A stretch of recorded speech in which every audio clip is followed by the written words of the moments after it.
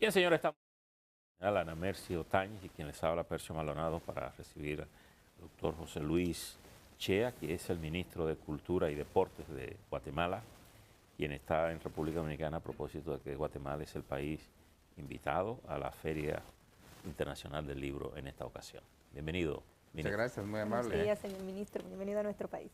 Usted tiene dos cosas importantes, cultura y deporte. Es correcto. ¿Cómo funciona esto allá? Porque aquí lo tenemos separado. Allá funciona, pero es difícil porque tenemos cultura, tenemos deporte y además tenemos patrimonio, que es un tercer viceministerio. O sea, por un lado tenemos la parte artística, por el otro lado tenemos la parte deportiva, pero en la parte deportiva nosotros no vemos todo el deporte, solo vemos el deporte recreativo. El que está unido El que está con cultura. nosotros, porque de ahí la parte educacional para las escuelas la ve el Ministerio de Educación, tenemos el Comité Olímpico y la Confederación Deportiva que ya ve el deporte de alto ¿Y a rendimiento. nivel de competencia?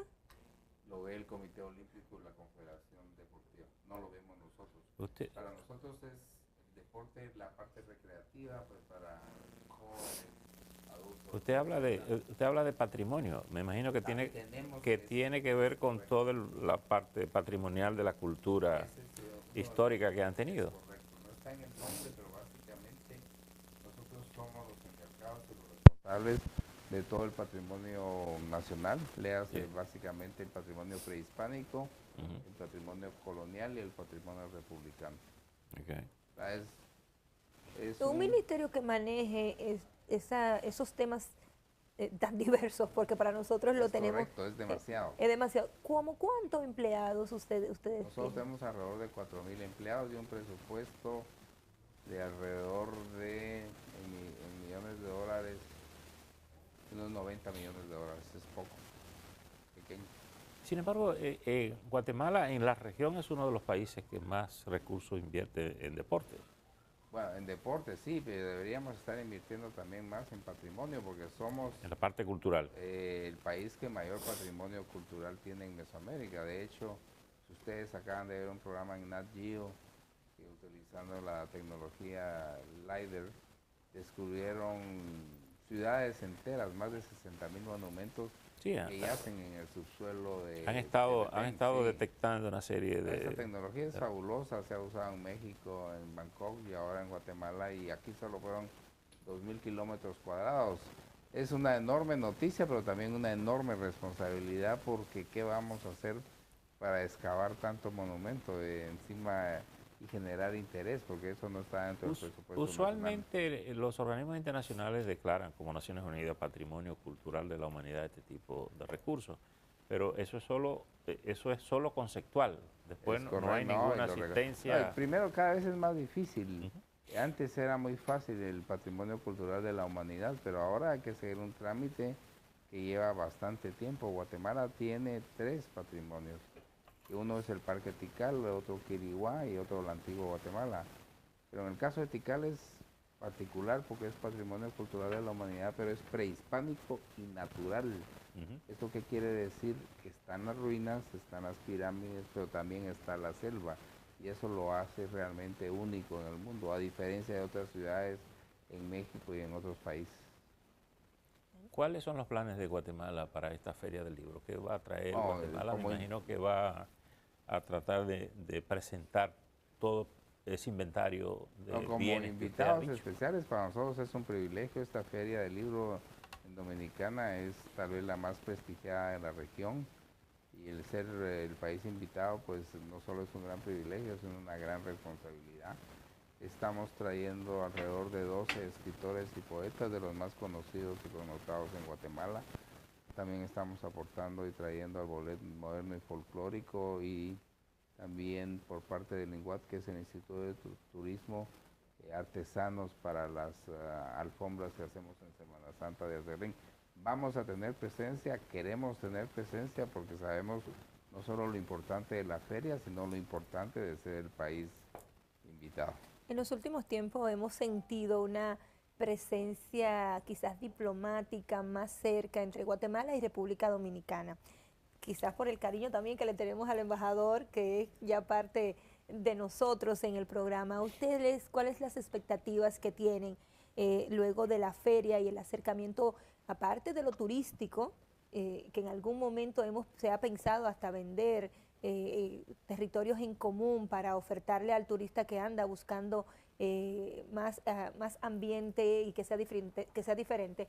En el ámbito literario, cultural, en esta participación, ¿cuáles son sus expectativas como ministro?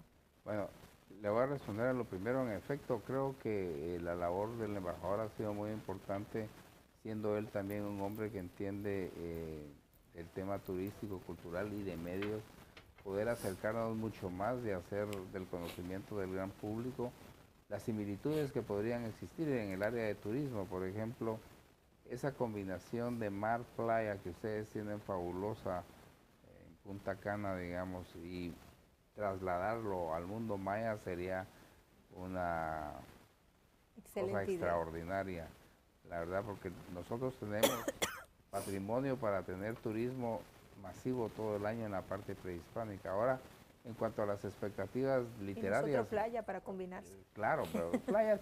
Pero el turismo en Guatemala básicamente no va por las playas.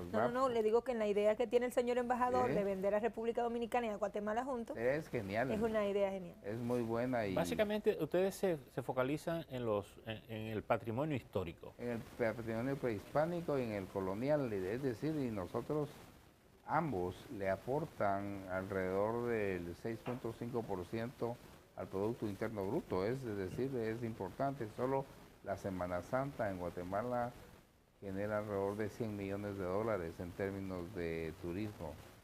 Si pudiéramos, y creo que el embajador está realizando las gestiones necesarias para una visita en abril, mayo de empresarios del turismo aquí para que podamos ver conceptualmente, Ministro, ¿cómo se puede hacer? Los países de Centroamérica y República Dominicana han estado trabajando de manera conjunta para procesos de integración, tienen mecanismos como el SICA, en fin. Sí. Son temas de política común, muchos de estos en esos escenarios en la que se pueda trabajar con el turismo y con el turismo la parte política, la parte de seguridad, que son elementos muy importantes para ambas cosas. Sí, bueno, los organismos de integración funcionan, pero es mucho más rápido hacerlo por la vía del sector privado. Tenemos que reconocerlo. En efecto, llevamos bastantes años creando y diseñando mecanismos de integración, pero la parte política... Los políticos hablan mucho y ejecutan poco. Es correcto, y además yo pienso que el primer paso es la integración económica y de ahí la política, pero la integración económica se da básicamente vía el sector privado. Tenemos grandes temas de integración en líneas aéreas, hoteles, esa es la parte que más nos ha integrado ahora. Ya después viene la integración política, pero obviamente los cambios políticos, nosotros tenemos elecciones cada 4 años en casi todos los países y estamos viendo que van variando y entonces al variar los gobiernos cambian las políticas y eso también cambia un poco cómo se maneja. Bueno, ahí tal vez también tenemos un tema cultural de que cada ministro, a veces hasta un mismo gobierno, viene con un librito nuevo. Es correcto, es decir, el tema cultural no es un tema de gobierno, es un tema, le diría yo, de Estado y generacional. Y una vez le preguntaron a un director de orquesta que cómo funcionaba eso, le dice alguien. Y él dijo, bueno, cada músico toca su instrumento y yo toco la orquesta. Quizás en la política falta eso. Bueno, sí, lo que pasa es que para tener una nueva cultura política se necesita realmente un cambio generacional. Es decir, alguien decía por ahí, dame una generación y te construyo una nueva nación. La cultura ahora, como usted sabe, se ha ido disminuyendo, se ha vuelto express, muy rápida, banal, se ha banalizado mucho el tema cultural.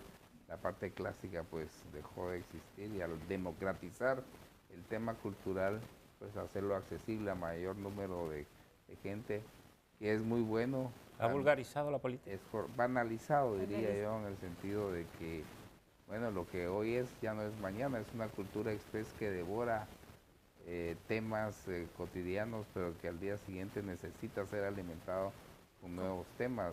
La literatura, por ejemplo, si bien hay una sobreoferta de libros y la gente sigue leyendo, la gente se expresa ahora en 240 caracteres en Twitter. Sí, Bueno, dice que esa es la nueva cultura de el la escritura. 93% de los habitantes del planeta se enteran por la vía virtual y apenas correcto, ocupan sí. 2.4 minutos para enterarse. Así que tiene usted razón Sí, cuando dice que se ha banalizado el asunto. Sí, 240 caracteres y usted ya escribió. Y muchos no pueden escribir 240. Ahora, Entonces, quizá 120. el desafío de la política, en el sentido gerencial, es cómo ajustarse para entender esas realidades y responder satisfactoriamente a esas expectativas. Ese es el reto, porque en efecto es una realidad, es decir, no lo vamos a cambiar. Entonces, tal vez la idea es poder adaptar esa sustitución de la palabra escrita, porque así es por imagen y sonido, es decir, la palabra escrita. Pero también tiene sus ventajas. Hay una tecnología que nos ha permitido conocer, poder ver, valorar, y a veces hasta cuando el tiempo no te da, los jóvenes ahora tienen audiolibros, pueden conocer la cultura de otros países a través de esa tecnología que para nosotros quizás nos lleve muy rápido. Yo pienso que sí, pero es muy breve, digamos, es muy light, muy superficial en la idea. Uno conoce el mundo ahora a través de Wikipedia.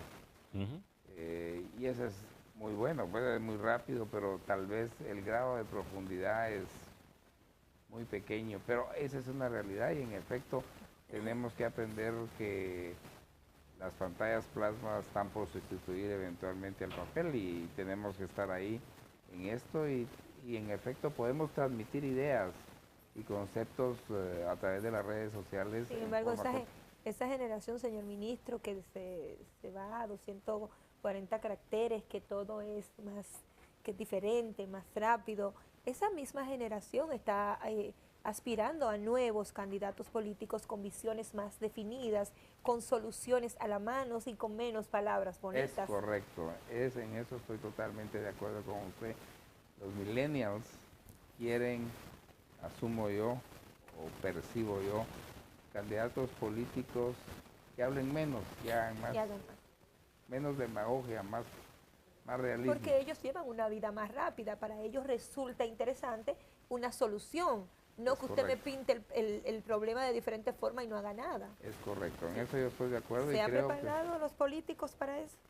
Pienso que deberían, le voy a hablar del caso particular de Guatemala, creo que no han entendido en efecto que el votante, que es la gente joven, no quiere oír demasiada metáfora y lo que de un lenguaje muy florido que usted ofrece lo que no cumple. Quiere oír cosas concretas, es mi opinión, y el candidato que pueda transmitir cosas concretas, rápidas, a través de las redes sociales, probablemente tenga oportunidad de ser electo en Guatemala, que tenemos elecciones. Ministro, Guatemala ha sido tal vez el mejor ejemplo para medir eso que usted dice, porque ustedes sacaron incluso un presidente fuera de la política. Sí, bueno, varios, no solo uno. Bueno, varios, pero el último en términos, es decir, que donde las estructuras tradicionales de los partidos han perdido fuerza, han tenido procesos anticorrupción importantes en la vida interna. ¿Cuál ha sido la experiencia que usted entiende que se ha sacado de esto de Guatemala? Porque a veces muchos gobiernos que surgen también de esas experiencias banalizadas, como diría usted, no resultan demasiado convenientes a la vida democrática, a la vida institucional del país. Usted, desde dentro, ¿cómo valora esa experiencia que ha pasado Guatemala? Yo la valoro en forma positiva. Yo creo que a partir del 2015 la lucha contra la corrupción en Guatemala ha sido una lucha sin cuartel y ha sido una lucha frontal. Pienso que se cometen errores también porque también la justicia y lo político conviven cotidianamente, pero es evidente que lo que aprendimos y la experiencia del 2015 para acá ha sido enorme. La lucha contra la corrupción ha avanzado enormemente. Yo creo que la naturaleza humana por sí es corrupta, digamos, en general, y entonces el miedo es un factor fundamental para que la gente y los políticos en este caso puedan cumplir. Tengan, digamos, un sentido del límite. Es correcto. Bueno, sí, en el 2015 el límite Se rompió. Se rompió. Entonces, tenemos un expresidente, un caso particular, pero no solo en Guatemala, también en América Latina.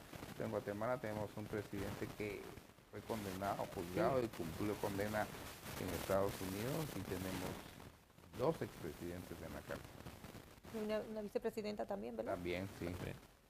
¿Se limpió? No, creo que el proceso va avanzando, y son muchos procesos, porque tiene 2 o 3 procesos en Guatemala, más procesos esperando en Estados Unidos. Bueno, cuando digo se limpió, se llevó del medio las cabezas de donde estaban los mayores problemas de corrupción. Cuando usted se lleva un presidente y una vicepresidenta, me imagino que de ahí para abajo debe haber de todo. Se limpió en el sentido que la gente está pensando, bueno... Hubo una alerta. Es una alerta temprana, pero el tema de cambiar, ¿verdad? A lo que yo me refiero, no cambia uno por presiones externas. La naturaleza humana y la del guatemalteco no es esa.